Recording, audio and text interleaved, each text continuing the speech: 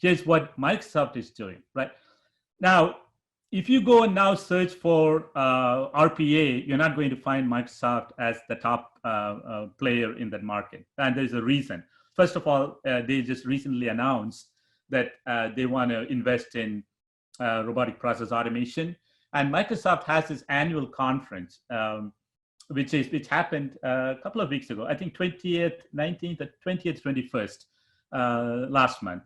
As a matter of fact, I had asked Andy to delay this presentation to make sure that we can give you some additional information. So what they call in the build, they made some major announcement as to what they want to do with RPA. They acquired another company to make up for the area where they are not very strong.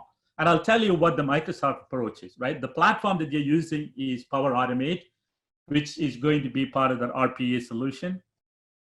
Now, Microsoft is very strong where there is digital automation, like people, if you know about logic apps, if you know about virtual agents and things like this, you know that they're very strong in that. Clearly, artificial intelligence is a very strong suite for Microsoft. They have form recognizer, object detection, speech recognition, all that is there. So they have a lot of what we call the DPA and the IPA capabilities. But where they're not strong is what we call the typical RPA, what the UiPath and Automate Anywhere do, screen scraping, going to legacy system, running that. So what they've done is they have something called UI flows, which you're going to see in our demo, as their own tool. But they acquired a new company called Win Automotive, who do that kind of stuff with legacy system, capturing recording the systems to simulate a human behavior. So what Microsoft is doing is filling up the bottom part of it, which is the UI flow. Whereas people like UI automation, the Automation Anywhere, UiPath, Blue Prism are trying to go from the top, trying to fill the gap where they have in terms of artificial intelligence, connectors, digital process automation.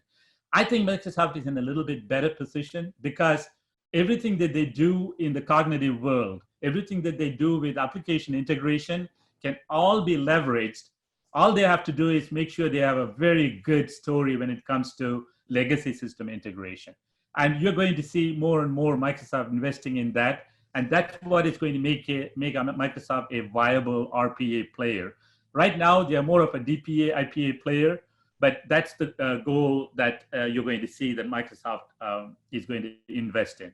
Now, you look at several things. The AA Builder is something that we are going to see where we are going to use technology like OCR to recognize forms, to extract fields from those forms.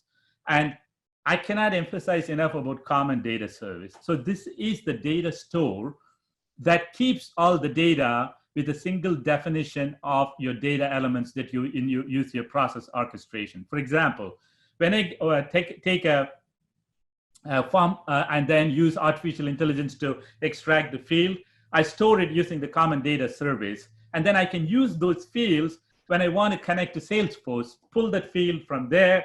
Hey, go and take the invoice ID, go and take the amount, or go and take the case ID, and now put it in Salesforce, right? So the data service is an important part, which is part of this Power Automate platform. So to me, this is a very good process automation platform if Microsoft can enhance their capability to deal with legacy system. So we'll be looking at, and the connectors. Connectors is an amazing thing that Microsoft has done. There are about 300 plus connectors. What do I mean by connector? If I want to connect to Salesforce, I'm not going to write a code for it.